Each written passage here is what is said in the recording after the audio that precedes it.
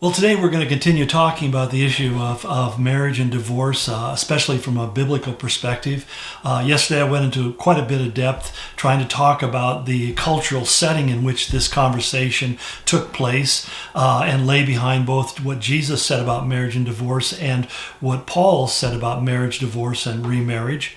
But really we need to understand that God is very clear in scriptures about his overall feeling about divorce. When he says in Malachi 2:16, he says God hates divorce.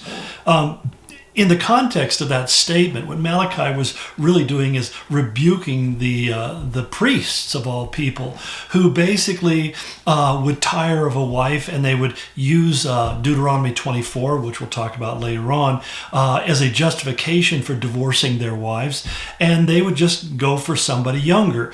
Not something we're unfamiliar with in our own culture, unfortunately, but God was saying to them, especially these men who are supposed to be the examples, the paragon of righteousness in their community, he said, you have to understand you're doing something that I absolutely hate.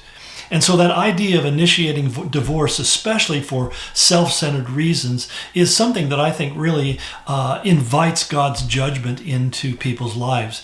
I would just say from my experience, everyone who I know who has ever done that has ended up suffering in a variety of ways, physically, mentally, certainly emotionally. I found many men that I've talked to over the years who said how deeply they regretted the decision.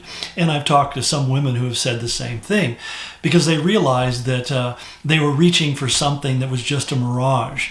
The idea, if I marry somebody else, I'll be happier. Well, the problem with that is it's all an illusion. I find people tend to remarry somebody who's pretty much exactly like the person they just got rid of. And I often tell them, saying, the reason why you're not going to be happy is because you're still in the marriage.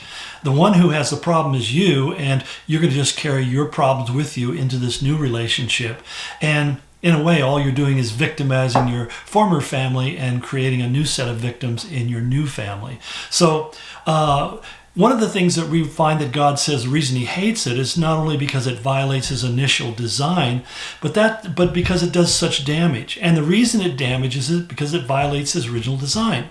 In other words, I knew a guy one time they were going on a mission trip to Mexico, and he volunteered to take his Mercedes car to transport people there. Well, they were going off-road. They were going these really rugged places, and someplace out in the middle of the Mexican desert, they hit a bump and it ripped the rear end off his Mercedes, and that was the end of the story right there. And the problem was that this car was not designed to be run in that kind of environment. I'm saying that we're not designed for divorce. That God had not designed us to marry somebody and then to divorce them later on just because that's the convenience that we would like to enjoy. In fact, he tells us there's going to be emotional impact upon it. I mean, it's just absolutely the worst to go through. Relationally, it damages us. It ripples out so that nobody who you know is unaffected by that. It changes all those relational dynamics. In fact, the more intimate and deep those relationships are, the more the impact spreads. And spiritually, it begins to do savage violence to our concept of what it means to love, what it means to be faithful, to be loyal. All those things that are central to the shaping of what we call a family relationship get damaged. And I've always thought about this when people leave their spouse and marry somebody else. The person they marry always knows that they're on the bubble just like the former spouse was. That how long will it be before he or she tires of me and throws me off to the curb and goes out and finds somebody new. So this is kind of a thing that just creates chaos, and it's actually what we find sociologists and historians will tell you, it's one of the primary causes of the collapse of society. One of the markers of the beginning of the end for great nations is when marriage is no longer sacred and divorce becomes commonplace along with adultery and other forms of sexual immorality. And that's what's so concerning about our culture, because we've not only gone through this period of increasing divorce rates, but we're even beyond that today, because now cohabitation is beginning to become more as common as marriage itself. And the problem with cohabitation is they make incredibly unstable relationships. A very small percentage of people who live together before marriage, even if they get married, stay married 5 years afterwards. And so that creates this instability, and it savages the emotional development of children. Every time I hear of a couple divorcing, and I always think about the kids.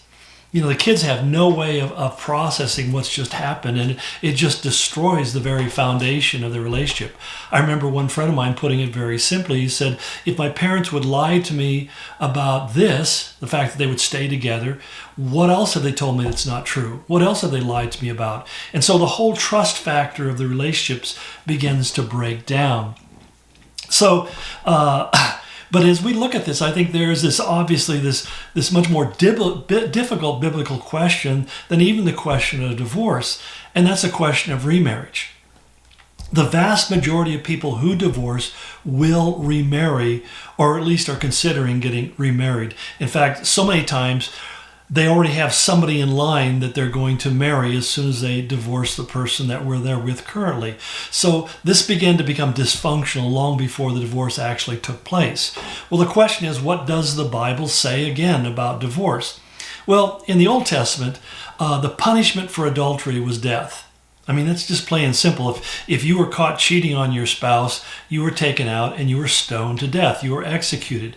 I think that should give us a sense of how seriously God took the issue of adultery and how concerned he was, and why he wanted to literally terrify people from going there.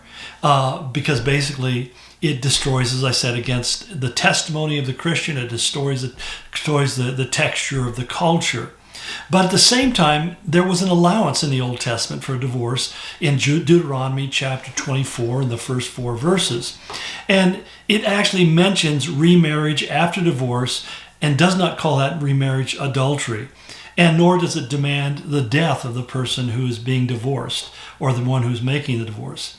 So here we have this interesting conundrum, if you will, because we have God telling us very clearly that he hates divorce, and yet he never clearly states that he hates remarriage.